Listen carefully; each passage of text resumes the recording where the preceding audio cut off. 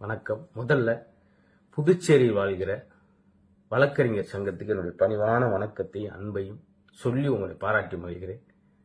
ஒட்டுமொத்த பெண் குழந்தையை பெற்றெடுத்த பெற்றோரின் சார்பில் ரொம்ப அழகான விஷயம் செஞ்சிருக்கீங்க. இன்னைக்கு இதே மாதிரி தமிழகத்தில் இருக்க வழக்கறிஞர் சங்கமும் இது மாதிரி ஒரு அறிவிப்பை தெரிவிச்சிங்கன்னா எல்லா பெற்றோர்களும் உங்களுக்கு காலமெல்லாம் கண்ணியப்பட்டவர்களாக, வணக்கம் சொல்லுவவர்களாக, அன்பு மிகுந்தவர்களாக நாங்கள் இருப்போம்.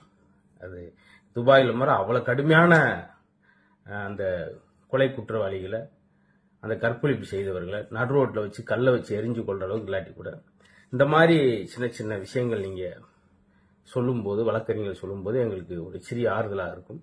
அடுத்தடுத்து ரொம்ப பெண் குழந்தை பெற்றெடுத்த பெற்றோருக்கு ஒரு மன நிம்மதியாகவும் இருக்கும். அதே மாதிரி தயவுசெய்து நீங்களும் அதை சொல்லுங்க.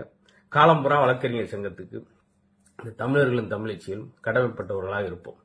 அதில் ஆண் குழந்தைகள் வர இன்னைக்கெல்லாம் வாசிக்கிற திறனே போயிடுச்சு. இப்போ பூங்காவுக்கு அந்த வாக்கிங் போயிட்டு வந்து பார்க்குறேன், எல்லா பசங்களும் அப்படி தனித்தனியாக உட்காந்து அப்படி செல்போன், அது எந்த வகையில். அதே போல இப்போ சமீபத்தில் செய்திகளை பிரட்டினாலே போதை வஸ்துகள் பெருகி போச்சு.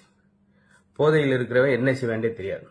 அதனால பெண் குழந்தை வெளியே நடமாட முடியாத சூழல் இருக்க இந்த மாதிரி சூழலில் இந்த புதுச்சேரி வாழ்கிற வழக்கறிஞர் சங்கம் மாதிரி நம்ம ஊர்லையும் குறிப்பா